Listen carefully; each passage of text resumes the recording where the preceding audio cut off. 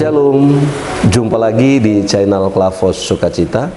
Bapak Ibu Saudara dan anak-anak sekalian, pemirsa Klavos Sukacita di mana saja berada.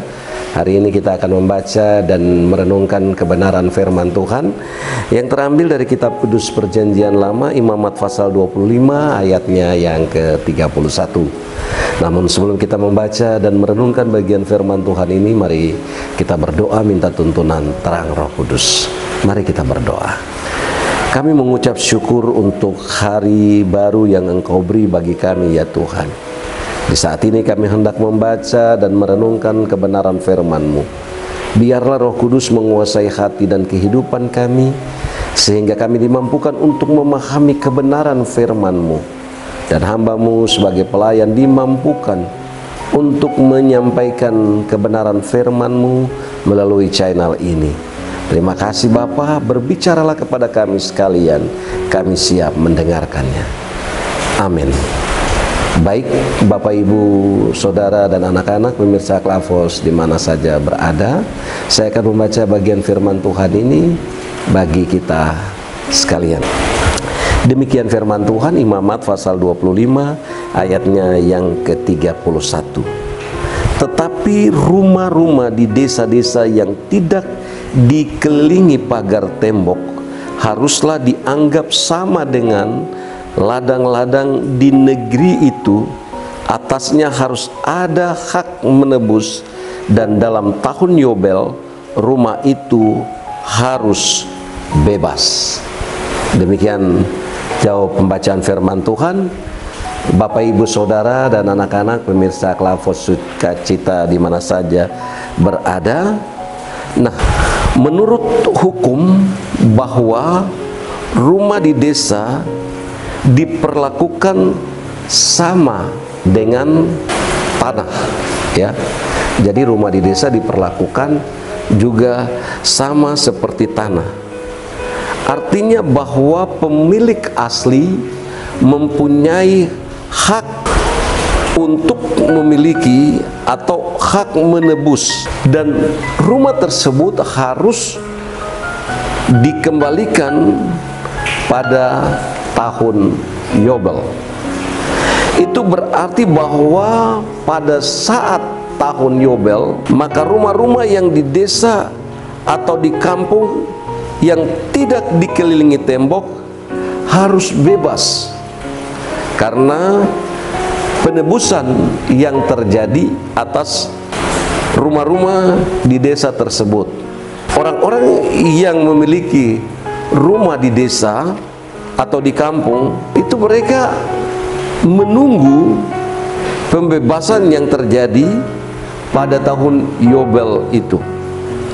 Nah, Bapak Ibu Saudara, anak-anak pemirsa Klavos Sukacita di mana saja berada, bahwa tahun Yobel memberikan pengharapan bagi orang di kampung atau di desa yang tidak mampu menebus rumah yang mereka tinggal, yang bukan hak mereka, tapi rumah tersebut sudah menjadi milik pembeli, maka mereka harus menebus. Tapi karena mereka tidak mampu untuk menebus rumah itu, maka mereka harus menunggu sampai tahun Yobel tiba, maka penebusan itu terjadi dan rumah-rumah itu dikembalikan kepada pemilik aslinya. Nah, bagi bagian firman Tuhan ini hendak kita renungkan bahwa tahun Yobel itu memberikan makna tersendiri bagi Israel, karena yang mana di tahun itu ada pembebasan. Nah, dengan demikian Bapak Ibu Saudara, bahwa ada pengharapan di dalam kehidupan kita untuk satu pembebasan seperti menanti tahun Yobel.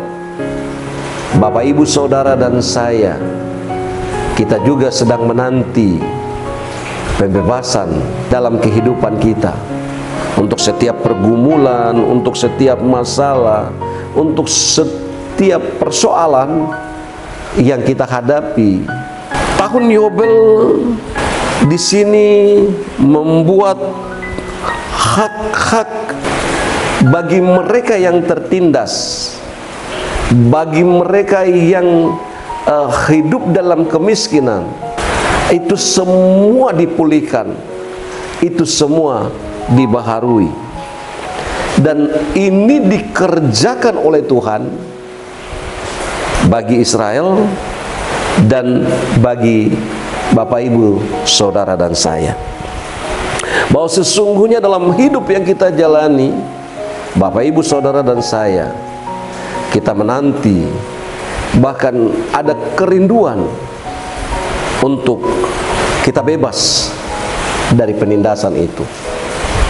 Kita bebas dari kemiskinan, kita bebas dari ketidakberdayaan, kita bebas dari berbagai hal yang menekan kehidupan Bapak Ibu, Saudara dan saya.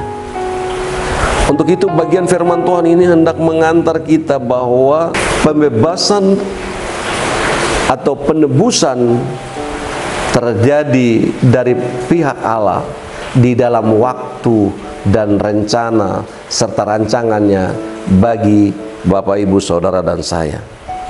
Bahwa Allah pada akhirnya di dalam segala pengharapan dan penantian kita, maka dengan iman kita akan menemukan pembebasan dari Tuhan sendiri. Untuk itu mari Bapak Ibu Saudara, secara khusus di saat ini kita ada di dalam bulan Bina Keluarga, kita mengerjakan segala hal dalam hidup ini, bahwa apapun yang kita lakukan, Tuhan tidak akan meninggalkan kita. Pembebasan dari berbagai hal yang mengikat diri Bapak Ibu, Saudara dan saya, bahwa sesungguhnya dalam penyerahan diri sepenuhnya kepada Allah, maka penebusan itu akan berlaku, dan pembebasan itu juga akan terjadi di dalam kehidupan kita. Tinggal bagaimana Bapak Ibu Saudara, anak-anak dan saya, kita mau senantiasa berpengharapan kepada Tuhan, bahwa tahun Yobel, tahun pembebasan, hari pembebasan itu merupakan jaminan Tuhan bagi setiap orang yang percaya, yang berserah kepadanya. Sebab apa Bapak Ibu Saudara? Bahwa sesungguhnya sebagai manusia biasa, kita tidak berdaya jika Tuhan tidak bersama-sama dengan kita dalam menjalani kehidupan ini. Untuk itu mari kita pegang janji Tuhan bahwa pembebasan itu akan terjadi di dalam kehidupan Bapak Ibu Saudara dan saya, hari lepas hari. Tuhan Yesus memberkati kita dengan firman-Nya.